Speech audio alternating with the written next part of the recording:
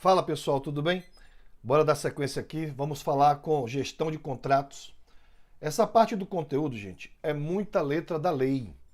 Então a gente precisa, na verdade, mapear os principais artigos da Lei de Licitações e Contratos, que vai falar sobre a parte de contratos administrativos. Então é bem melhor a gente estudar essa legislação a partir das questões, porque a gente vai ver a questão. Vamos lá na letra da lei, comparar, dar gabarito e a partir daí fazer as observações que são pertinentes a cada tema. Por exemplo, vamos por parte. Nós temos aqui gestão de contratos, tudo bem?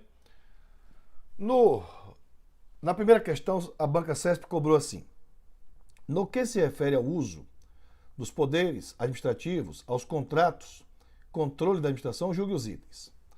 Não obstante, a presunção de validade dos atos da administração pública, os contratos administrativos que envolvam direito real sobre imóvel exige a lavratura de escritura pública. Está aí uma questão que é sempre cobrada em relação aos contratos. Aonde que deve ser formalizado, lavrado os contratos? Galera, quando envolver bem imóvel, como está cobrado, isso tem que ir para o cartório, para ter registro. Então tem que ter a lavratura em escritura pública. Como de fato está escrito aqui, esse gabarito é certo. Olha para isso. Artigo 91. Os contratos e seus aditamentos terão a forma escrita, serão juntados ao processo que tiver dado origem à contratação, divulgados e mantidos à disposição do público no site eletrônico oficial. Será admitida a manutenção em sigilo de contratos e termos aditivos, quando imprescindível à segurança da sociedade e do Estado, nos termos da legislação que regula o acesso à informação, e os contratos que são relativos a direitos reais sobre imóveis, eles serão formalizados por escritura pública, lavrada em notas de tabelião, cujo teor deverá ser divulgado e mantido à disposição do público no site eletrônico oficial. Então, como a regra geral, os contratos são formalizados na própria repartição interessada. Mas quando envolver bens imóveis, tem que ter escritura pública, tem que ter lavrada em cartório de notas perante o tabelião. Perfeito? Então, muito cobrado em prova a formalização dos contratos. Forma escrita, perfeito? Regra: serão formalizados na própria repartição interessada do setor de licitações e contratos do órgão, da autarquia, da fundação, por exemplo. E quando envolver bens imóveis, vamos para o cartório para formalizar em escritura pública. Beleza? Tá aí, ó. Olha essa questão 2. As contratações públicas deverão submeter-se às práticas contínuas e permanentes de gestão de risco e de controle preventivo, inclusive mediante adoção de recursos de tecnologia da informação. Perfeito? Tem que ter essa gestão de risco? Sim. Né? Nos contratos tem que prever todos os riscos inerentes que porventura aquela obra ou serviço poderá ocasionar. Então a gente tem que marcar o gabarito certo. A gente vai usar o artigo 169, que diz: né, as contratações públicas deverão submeter-se às práticas contínuas e permanentes, olha aí, tá vendo? De gestão de risco e também de controle preventivo, inclusive mediante adoção de recursos de tecnologia de informação. É o que deixa o nosso item correto. E além de estar subordinados ao controle social, também nós temos essas linhas de defesa. Ó, a fiscalização dos contratos, como é que ela ocorre? Primeira linha de defesa vai ser integrada por servidores e empregados públicos, agentes de licitação e autoridades que atuam na estrutura de governança do órgão ou entidade. A segunda linha de defesa vai ser integrada pelas unidades de assessoramento jurídico, de controle interno do próprio órgão ou entidade.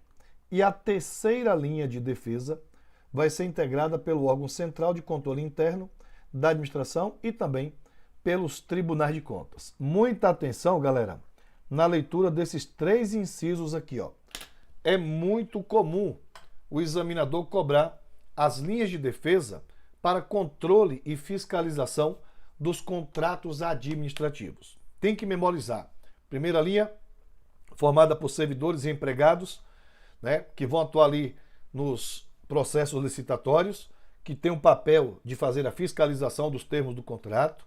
Segunda linha, vai ser os órgãos de assessoramento jurídico, de controle interno do próprio órgão. Então, dentro do próprio órgão vai ter lá a sua procuradoria, que são os advogados públicos concursados, que vai atuar aí nas autarquias, nos órgãos da administração pública, para fazer esse assessoramento jurídico. E a terceira linha vai ser composta aí pelos órgãos de controle interno e também pelo Tribunal, que a gente, de Contas. Ficar atento, tá? Mas as contratações públicas, né, vai ter que prever gestão de risco e também prever a parte de controle preventivo dos contratos. Muito cobrada em prova a leitura desse artigo 169. Ficar atento. Questão 3. O contratado é responsável pelos danos causados a terceiros, salvo se a administração pública realizar o acompanhamento da execução do contrato. Bom, gente, de fato, né, o contratado ele vai ser responsabilizado quando ele gerar prejuízo a terceiro. Tá? Isso aí é um fato. Agora, salvo se a administração realizar o acompanhamento da execução do contrato, não. É papel da administração fiscalizar o contratado. E ele cometendo irregularidades, ele com certeza será responsabilizado. Em que situação o contratado não será responsabilizado? Quando, pelo só fato da existência da obra, gerar prejuízo a terceiro. Por exemplo, a administração quer contratar uma empresa para fazer uma linha de metrô. Porém, a própria técnica da engenharia vai prever, lá no projeto básico, projeto executivo, que não tem como cavar o túnel sem gerar prejuízo a terceiro. Na hora que a obra começar a ser executada, as propriedades que estão próximas à área de construção vai ter rachadura nos prédios, vidros irão trincar. E mesmo assim, a administração pública diz, execute o contrato. Então, quando pelo só fato da existência da obra não tem como gerar prejuízo a terceiro, não tem como executar a obra sem dar prejuízo a terceiro, aí quem tem que assumir esse risco é quem manda fazer. Nesse caso é a administração. Tá? Fora isso, se o contratado executa o contrato e causa prejuízo a terceiro, ele precisa ser responsabilizado. Por isso esse gabarito é errado. Ó, artigo 120. O contratado ele será responsável pelos danos causados diretamente à administração pública ou a terceiro em razão da execução do contrato e não excluirá nem reduzirá essa responsabilidade à fiscalização ou acompanhamento pelo contratante. Então, mesmo que haja fiscalização da administração, se ele causar prejuízo a terceiro, o contratado precisa ser responsabilizado, perfeito? A única possibilidade do contratado não ser responsabilizado é nesse caso, ó, quando pelo só fato da existência da obra gerar prejuízo, o contratado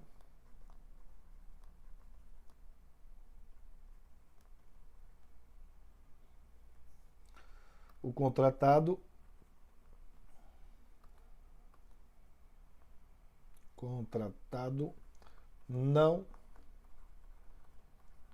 será responsabilizado. Porque aí não tem como fazer a obra sem dar prejuízo a terceiro. Nesse caso, se a administração autorizou a execução da obra, então é a administração quem tem que assumir todo o prejuízo que ela está causando aí, e não o contratado. Beleza?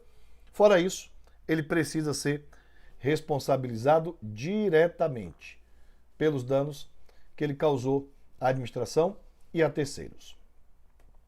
Olha a questão 4. Se um órgão da administração pública realizar procedimento licitatório e celebrar contrato administrativo com as devidas justificativas, o contrato pode vir a ser alterado unilateralmente pela administração quando? Está aqui um outro assunto que é sempre cobrado em prova. A alteração do contrato, gente, pode acontecer de forma unilateral, que é uma cláusula exorbitante, mas também pode acontecer por acordo entre as partes. Então a gente precisa memorizar o artigo da lei que vai falar da modificação unilateral e por acordo. Vamos embora ver aqui. Ele quer um exemplo de unilateral. Ele bota aqui, quando for necessário, o restabelecimento do equilíbrio econômico e financeiro inicial do contrato é por acordo entre as partes. Letra B. Quando necessária a modificação do valor contratual em decorrência de acréscimo do seu objeto. Aqui é gabarito. A administração pode alterar em até 25% para mais ou para menos, não é isso? O valor contratual. E no caso de reforma de edifício, pode chegar até o acréscimo de 50%. E o contratado é obrigado a aceitar essa modificação unilateral. Quando conveniente a substituição da garantia, é por acordo entre as partes. Quando necessária a modificação do regime de execução, por acordo entre as partes. Quando necessária a modificação da forma de pagamento, também vai ser por acordo entre as partes. Então, vem comigo. Letra B, gabarito. Olha o 124. Contratos regidos por esta lei poderão ser alterados com a devida justificativa. Primeiro, de forma unilateral, quando houver modificação do projeto ou das especificações para melhor adequação técnica de seus objetivos.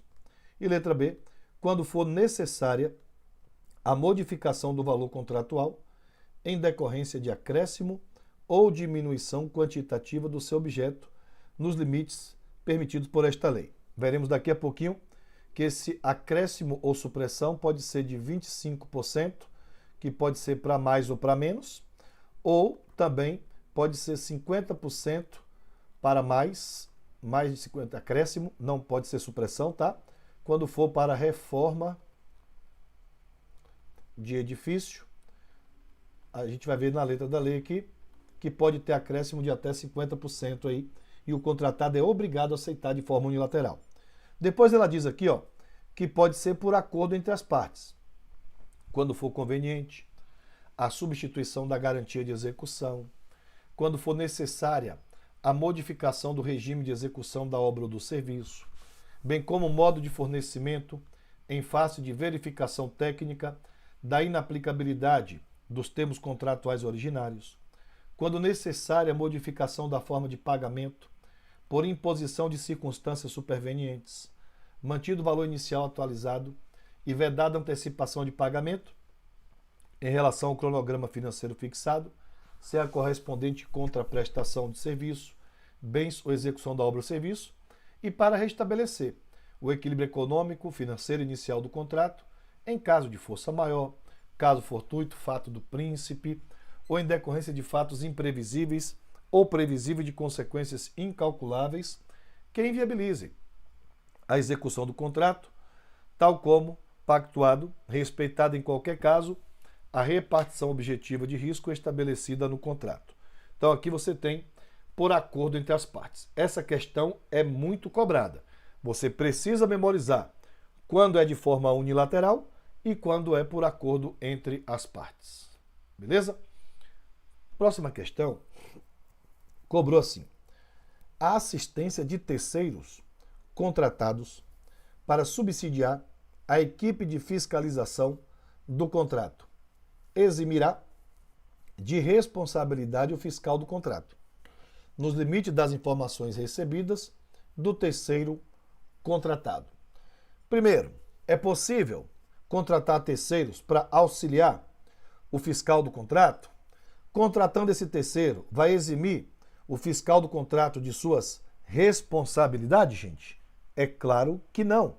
A gente vai ter que marcar errado nessa questão. Por quê? Olha só o artigo 117. A execução do contrato deverá ser acompanhada e fiscalizada por um ou mais fiscais do contrato, que tem que ser representantes da administração, especialmente designados, conforme os requisitos do artigo 7º desta lei, ou pelos respectivos substitutos, permitindo, então, a contratação de terceiro para assisti-lo, subsidiá-lo com informações pertinentes a essa atribuição. Então, esse terceiro não pode substituir o fiscal, mas pode assistir, pode subsidiá-lo de informações. Parágrafo 4º. Na hipótese da contratação de terceiros, prevista nesse artigo, deverão ser observadas as seguintes regras. A empresa ou profissional contratado assumirá a responsabilidade civil, olha que isso aqui é importante, objetiva, pela veracidade e pela precisão das informações prestadas. Firmará termo de compromisso, de confidencialidade e não poderá exercer atribuição própria e exclusiva do fiscal do contrato. A contratação de terceiro não eximirá a responsabilidade do fiscal do contrato, nos limites das informações recebidas do terceiro contratado. Então, o fiscal do contrato vai ser um ou mais representantes da administração pública, mas ele pode ser auxiliado por terceiros, tudo bem? Mas o fiscal ainda continua sendo responsável diante de suas atribuições. Belezinha? Olha a questão 6. Quando houver erros significativos nas quantidades do orçamento de referência durante a execução do contrato, é recomendável substituir o regime de execução para empreitada por preço unitário, como forma de sanar os erros grosseiros constantes no projeto básico.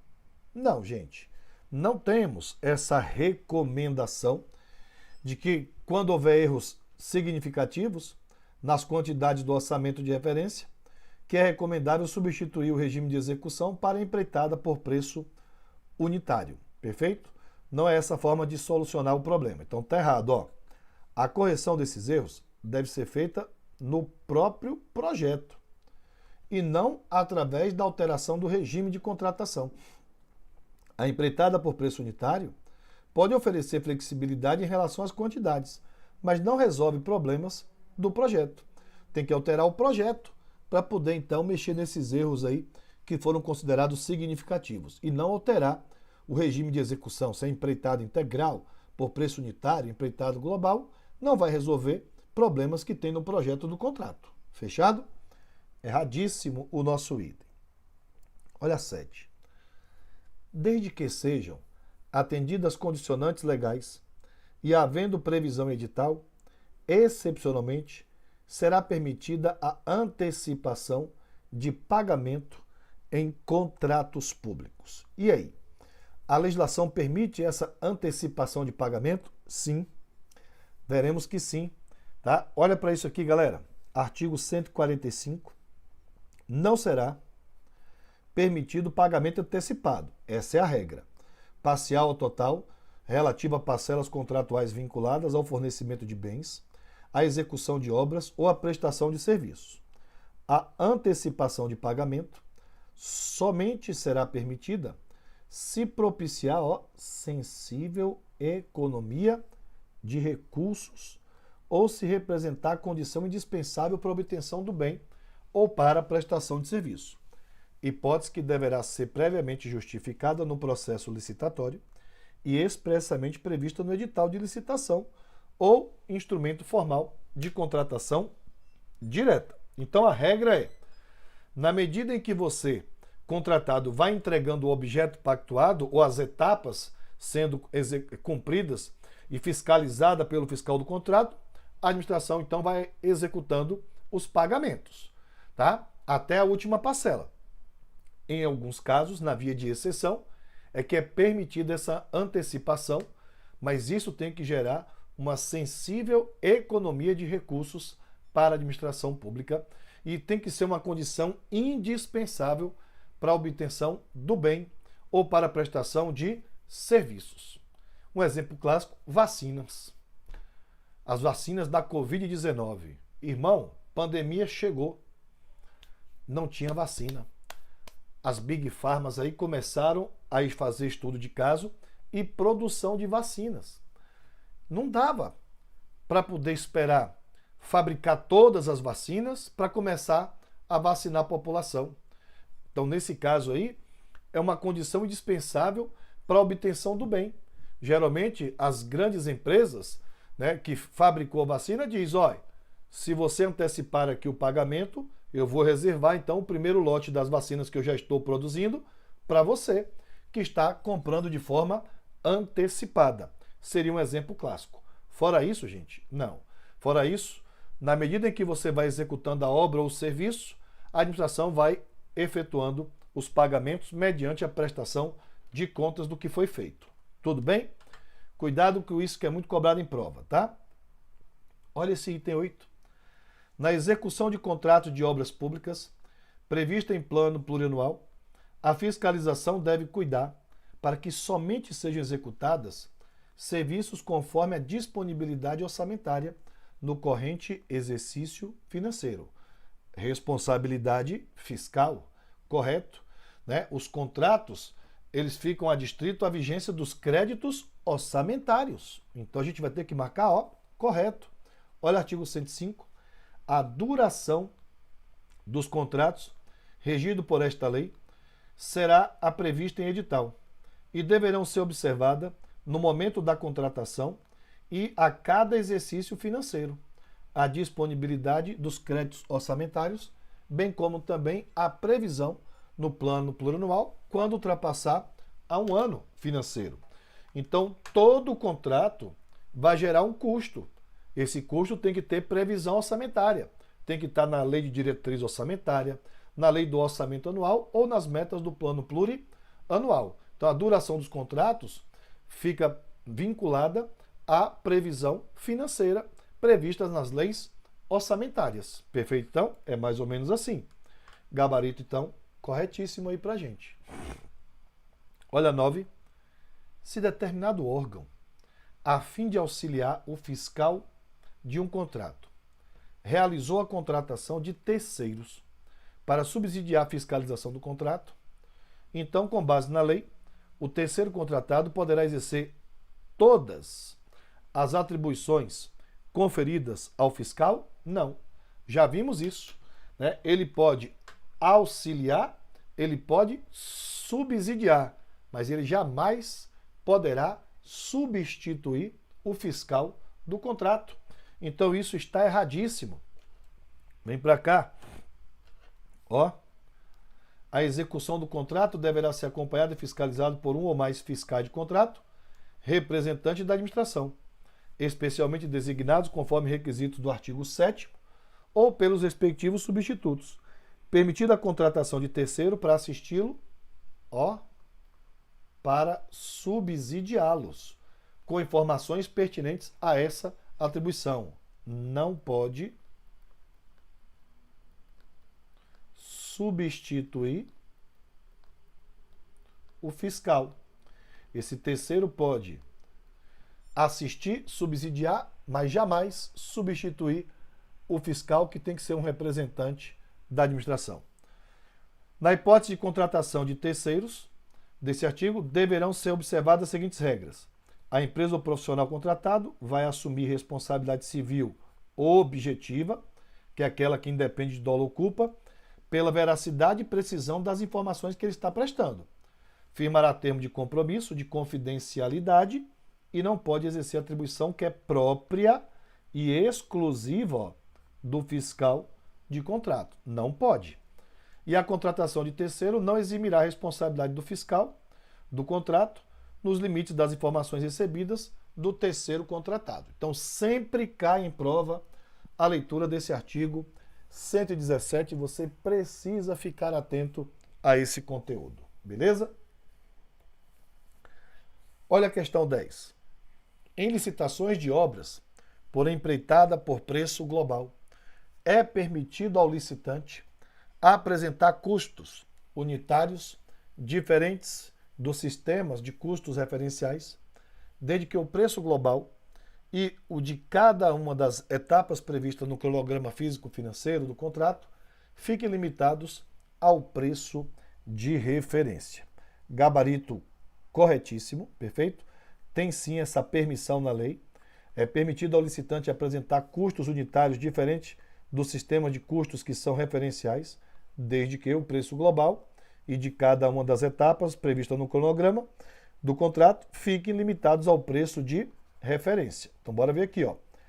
Tá? Você tem aqui, ó, tanto a lei quanto o decreto 7.983 permite a flexibilidade quanto aos custos unitários em licitações e obras por empreitada por preço global, desde que o preço global das etapas do cronograma financeiro, ó, não ultrapassem o preço de referência que foi estabelecido. Isso porque, gente, os preços podem sofrer variação de mercado. É inflação, perfeito?